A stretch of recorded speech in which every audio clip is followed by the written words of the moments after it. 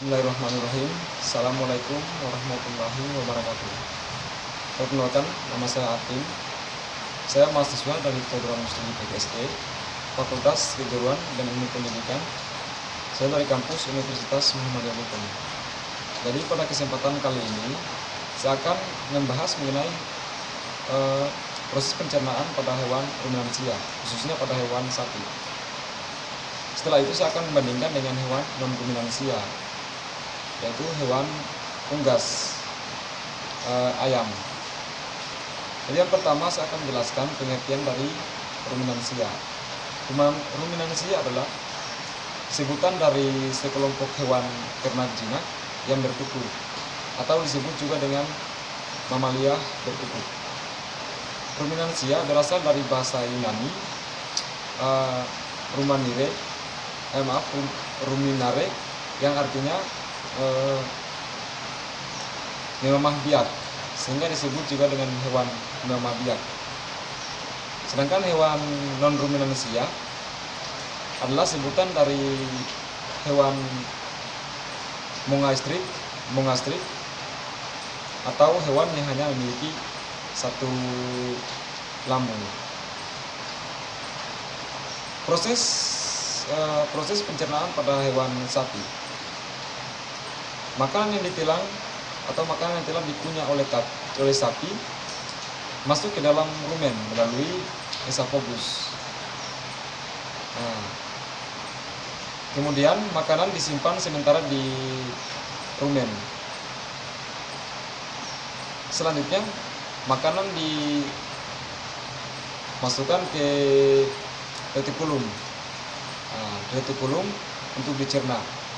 Selanjutnya makanan kembali ke mulut, dikunyah dan ditelan kembali lagi ke retikulum. Inilah yang disebut dengan proses memamah biak. Selanjutnya makanan masuk ke omasum.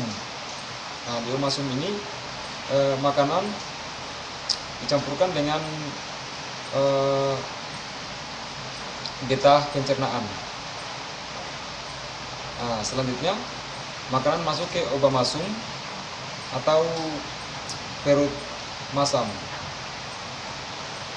Setelah itu makanan masuk ke usus halus. Masuk ke usus halus ini untuk melalui proses sarih makanan atau mengambil sarih makanan. Selanjutnya setelah mengambil sarih makanan yang tidak diserap akan masuk ke usus besar. Setelah masuk di usus besar, makanan atau ampas-ampas makanan dikeluarkan melalui anus.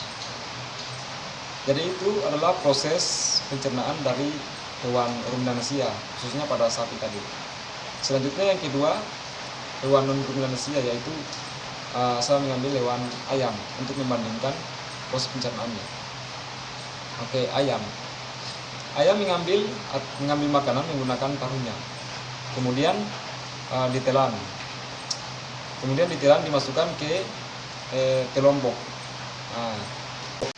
untuk dilunakan dan dicampuri dengan getah pencernaan.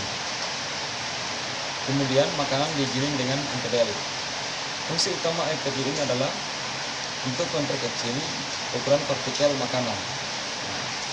Kemudian makanan bergerak melalui lekukan usus besar.